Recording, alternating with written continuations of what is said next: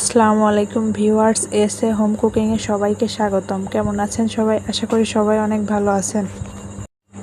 আজকে আমি আপনাদের মাঝে নিয়ে এসেছি নতুন একটি পিঠার রেসিপি। চলুন রেসিপিটি আপনাদের সঙ্গে শেয়ার করি।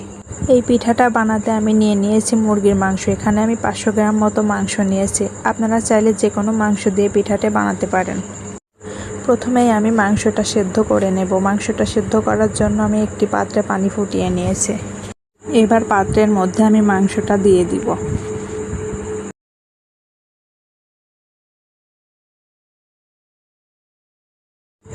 দিয়ে দিব সামান্য হলুদ।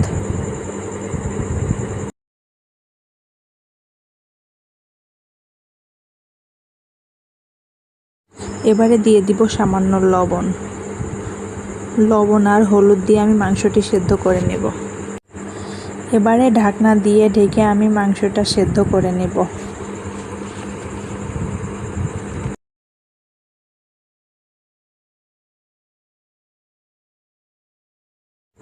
কিছু সময় পর আমি ঢাকনাটা তুলে নেব। আমার মাংসটা কিন্তু প্রায় সেদ্ধ হয়ে গিয়েছে। মাংসটা এবার আমি উঠিয়ে নেব একটি পাত্রে। মাংসগুলো আমি একটি ছাঁকনি দিয়ে সেকে তুলে নেব।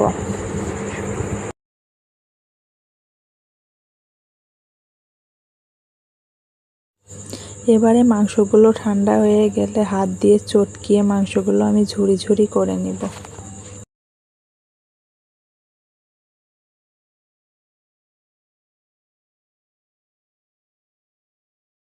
এবার চুলায় একটি প্যান বসিয়ে নেব। দিয়ে দিব সরিষার তেল। মাংসটা ভাজার জন্য আমি সরিষার তেল ব্যবহার করছি। আপনারা চাইলে সয়াবিনের তেলও দিতে পারেন। তেলে প্রথমে দিয়ে দিব তেজপাতা। দিয়ে দেব কয়েকটি এলাচ ও দারুচিনি। এগুলো একটু ভেজে নেব। এরপর দিয়ে দিব পেঁয়াজ কুচি। পেঁয়াজ কুচিটা দিয়ে আমি একটু ভেজে নেব।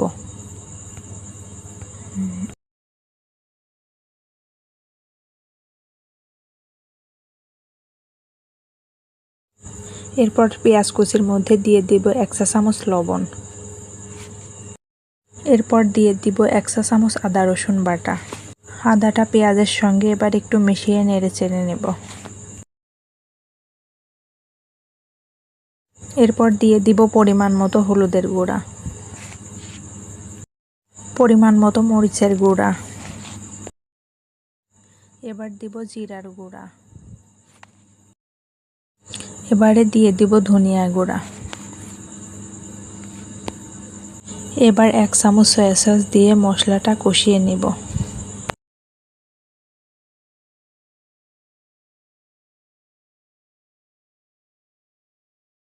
মশলা কষানো শেষ। এবার ঝুরি করা মাংসটা মশলার মধ্যে দিয়ে ভেজে নিব।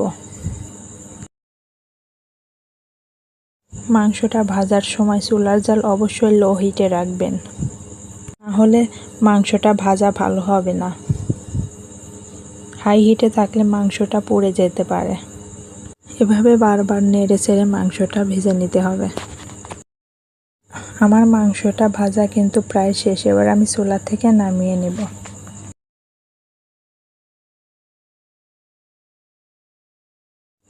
এবারে আমি এখানে নিয়েছি একটি বাটি। বাটিতে আমি 3 কাপ আটা নিয়ে নিব। আপনারা চাইলে ময়দা দিয়েও এই পিঠাটি বানিয়ে নিতে পারেন।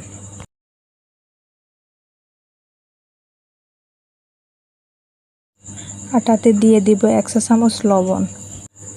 এবারে অল্প করে পানি দিয়ে আমি আটাটা মুথে নেব।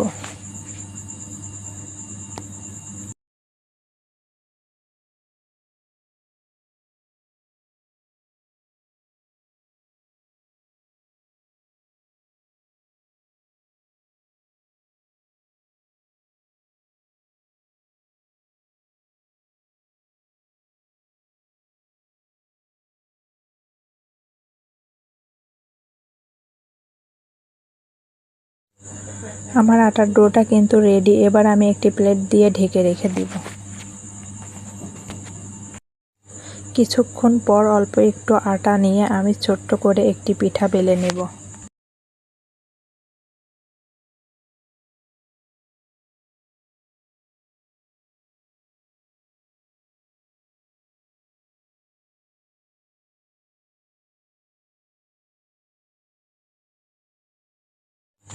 পিঠাটা আমি একটি নকশার মধ্যে দিয়ে দিব।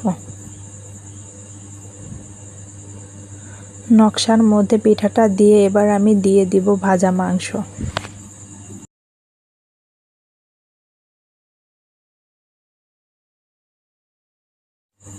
এবার এভাবে চেপে দিয়ে আমি পিঠার মুখ আটকে নেব। কিছু পিঠা আমি নকশাতে বানাবো এবং কিছু পিঠা আমি হাতে বানাবো। এভাবে করে আমি সবগুলো পিঠা বানিয়ে নিব। দেখুন আমার পিঠাগুলো কিন্তু বানানো শেষ। এবার আমি পিঠাগুলো তেলে ভেজে নেব। পিঠাগুলো ভাজার জন্য আমি প্রথমে একটি প্যানে তেল গরম করে নিয়েছি। এবারে পিঠাগুলো আমি একে একে তেলের মধ্যে ছেড়ে দিব।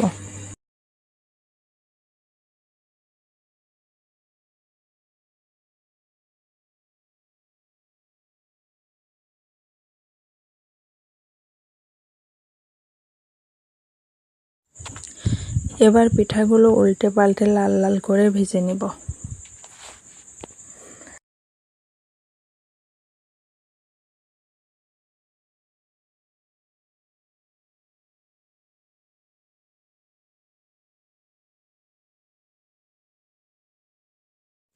আমার পিঠাগুলো ভাজা কিন্তু প্রায় শেষ।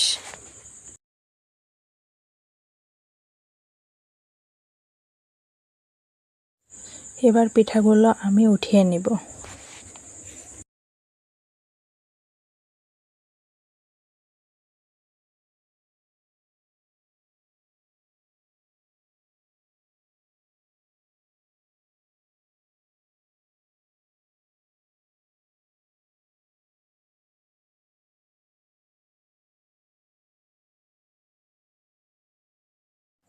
দেখুন পিঠাগুলো দেখতে কত সুন্দর হয়েছে, খেতেও কিন্তু অনেক মজা হয়েছে। আপনারা চাইলে বাসায় এভাবে বানিয়ে খেতে পারেন। এই রেসিপিটি ভালো লাগলে আমার চ্যানেলটি সাবস্ক্রাইব করে দিবেন। রেসিপিটি দেখার জন্য অনেক ধন্যবাদ।